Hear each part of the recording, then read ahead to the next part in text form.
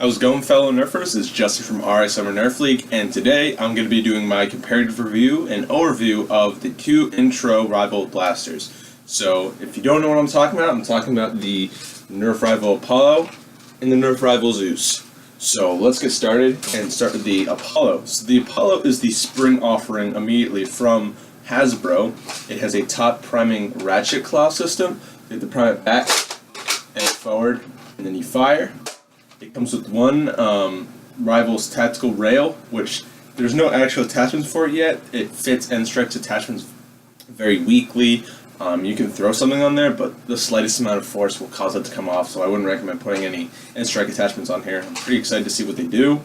It has a trigger safety, so when the dull side, I'm going to call it, has the peg out towards you, you can pull the trigger. But when the peg is outwards towards the decorated side, you can't pull your trigger. Pretty nifty little thing. Obviously, you got your trigger right here, and then you have your oversized pistol grip and magazine release on the bottom of your pistol grip.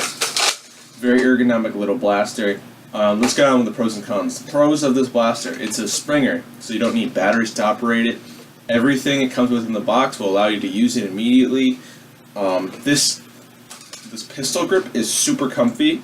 And it makes a lot of sense where this magazine releases, and how you reload your gun is super quick and super nice. I love doing it. Also, the priming bar seems very sturdy, so I'm not worried about it breaking. That's another plus. And also, it's a light, small package that's going to be cheaper, so that's a plus. The cons are definitely it comes with a 7-round magazine. The Apollo is compatible with the 12-round as well.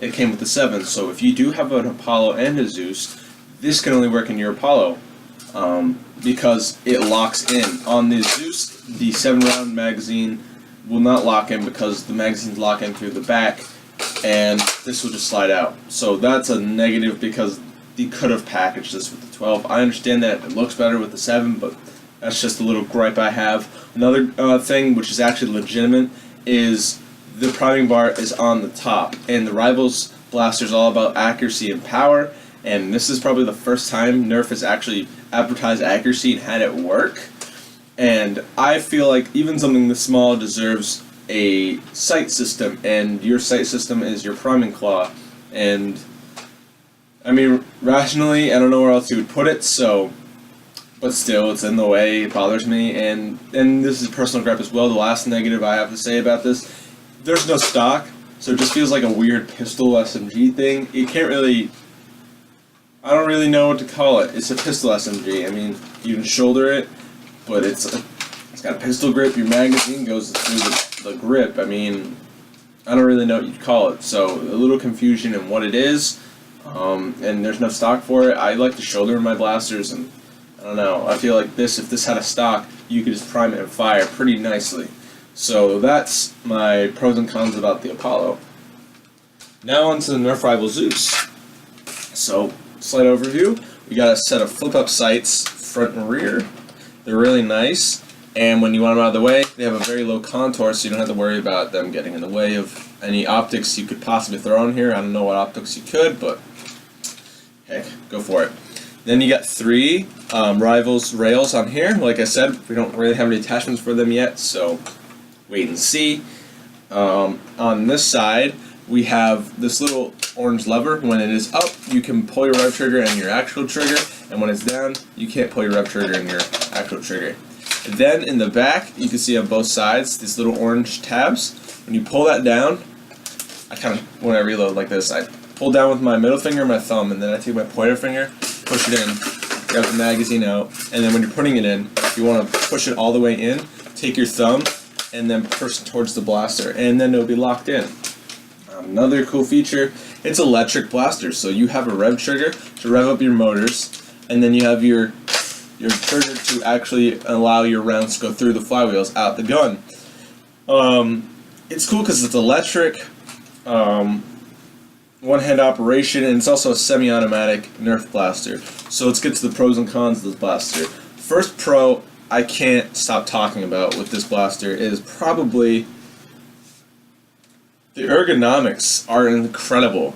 Like this foregrip type of curved area, is super nice. It's got a little lip right here. Your hand kind of just rests right there. And I have some decent sized hands, and I've done modifications to this model already. So especially if you have big hands, you want to make sure your jam door is closed, because if you modify it and you take out the jam door lock and you put your fingers in there, these flywheels are sharp on the edges, so you want to make sure it's closed. I know that sounds like a common sense thing, but just make sure.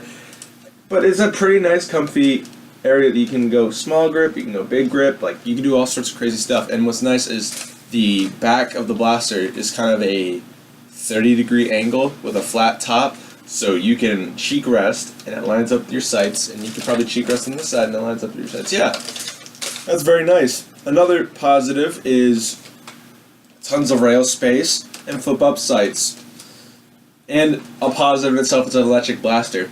It's cool. It's going to perform a little faster than a Springer. That's a pro and a con in itself.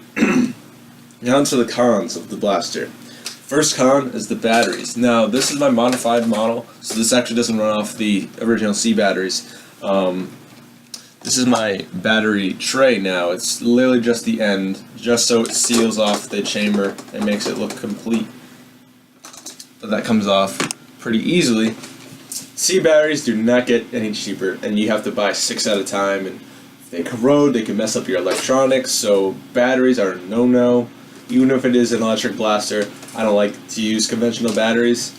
Another thing that is a gripe for me is this magazine release is pretty dumb. I mean, I've got it down pretty well, but it still bothers me, because the Apollo, you just press the bottom and you pull that out and you throw another one in and it clicks, and you don't have to worry about your magazine flying out the other side, and you don't have to worry about your rounds flying out the other side, because the Zeus likes to do that.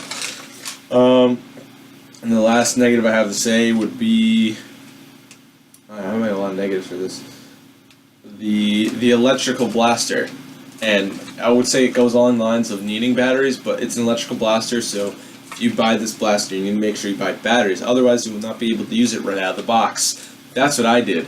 I mean, I knew what I was going to do to this, but I didn't buy any C batteries so I can operate this immediately. So that was kind of a bummer, and I don't want to have to buy C batteries if there's still time I want to use this, when this thing has a ton of potential. So that is what I think about those two blasters. Now, this is where I'm going to do my little views on where you're at in the game and which one you should get first, because I believe there are certain levels on which one of these blasters would be better for you. It's not always the Zeus, and it's not always the Apollo. So if you're beginning in Nerf and you're just going to start playing in a league or casually or just want to shoot stuff, I highly recommend the Apollo, because it comes ready right out of the box. You get your 7 rounds of rival ammunition, and you get a 7-round mag, and you get the blaster. It's pretty simple. It's simple, and it's reliable, and you don't need batteries, so as long as you've got the blaster, a magazine, and some rounds, you can shoot stuff. Very simple, very small. You don't have to worry about changing out batteries. Like I said, as long as you've got everything you need, you are good, and everything you need comes in the box. Super durable. I've never really had jams once I modified this, but even the original model was pretty good. So, very reliable for a little blaster, and it's nifty to have a little safe, so if you're that sort of neat freak and you want a safety, you can throw safety. So for new guys, I recommend this.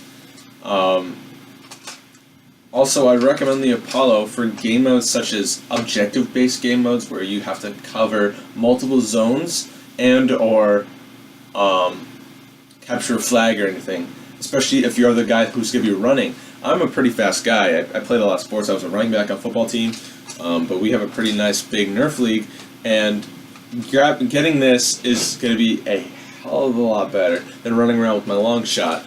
And this thing will shoot as accurately and maybe as far, just because it's a Rivals blaster. You can't discredit the long shot, but if you're running around and you got to capture a flag, this thing's light. You can one-hand this. You can already have it primed. You can shoot someone, take the flag. You're running super fast with this. So objective-based and location-based games, such as Capture the Flag or Flux, I would highly recommend the Apollo. Quick reloads, lots of power, lots of accuracy. Now, for you more advanced people who know how the game goes and you know how to modify, I would absolutely recommend this, because this has a ton of modding potential. in comparison to the Apollo. What the Apollo has is just lock removals and maybe plunge. It's the basics, it's the works. Take out the locks, make sure the plunger tube is sealed, re-grease the plunger tube, see if we can add another spring. You know, it's the whole same game. And some people have done some innovative stuff, such as spring returns. I know Nerf Gun Attachments did a video on that, but there's not much you can do. You can throw a stock in there and a pump grip, but with this, you can run different motors in here, different flywheels. You can do the crazy like backpack Ghostbuster style magazine that runs off like a fan. You can throw crazy sights on here. You can change out the battery types. There's a whole lot you can do. You can throw this into something else. You can make this thing shoot mega darts. This is Mod City. So if you're someone who knows what you're doing, I highly recommend this blaster. It's very simplistic in modification. It's just a basic set of flywheels with a couple locks and voltage resistors. Snip those out, solder on some new wire, and you got a beast. And what's great about this is player objective game modes. So if you're playing Team Deathmatch or Zombies, or we play a game similar to the Overwatch's bomb delivery, where you have to deliver a bomb to certain checkpoints. If your bomb does not reach a checkpoint before your time expires, you lose. And if you move through checkpoints within time, you get more time to push your objective through until you get to the end. So this will be nice for controlling the objective, because I can like push it or something like that, or like give my teammates fire or cover fire when I'm firing with this thing. Super awesome. I never really ran flywheel guns before this one. I was always a Springer guy, and the fact that I'm holding this and saying such good things about it shows that Hasbro knows what they're doing when they want to do it. So this is my overview of the Nerf Rival Zeus, Nerf Rival Apollo. If you have any questions or comments, put it down in the comment section below. If you like the video, like this video. If you want more videos like this, please comment that below, and I'll see you guys in the next one.